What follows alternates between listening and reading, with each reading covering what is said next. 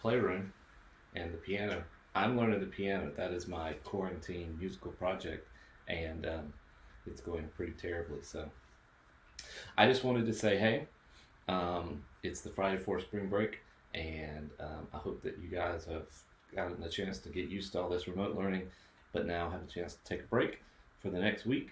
Um, I hope that you're all safe. I've gotten to see a bunch of you over the Zoom meetings. I really appreciated that. If you haven't done that yet, we can still do that. But I just want to make sure everybody's okay and got everything they need. If there's anything you need, I think I'm actually going to deliver two last instruments today. So, couple things. If you have any makeup work from the first 3 9 weeks that is not like a state solo, like or audition, obviously you can't make up the region band audition because that was on that day. If there's anything you need to make up, we need to get that in because they're asking for all that stuff to come in. The assignments that we have right now are your practice log. So a lot of you have created that and started keeping track of that really, really good. Make sure you do that. If your group project is kind of stalled for the moment, we can Zoom meeting now, we can Zoom meeting next week during spring break, or we can Zoom meeting the next week.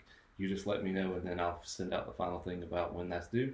And yeah, also, you need to enjoy your spring break. We got a week off, which is going to feel nothing different than the last couple of weeks, I would imagine, except maybe a little less schoolwork. But do try to enjoy it and, stay in touch. So if you need anything, please let me know. I hope that you're continuing to play. There are times when I find that the piano is very relaxing, and there are times when I find that the piano is really not relaxing.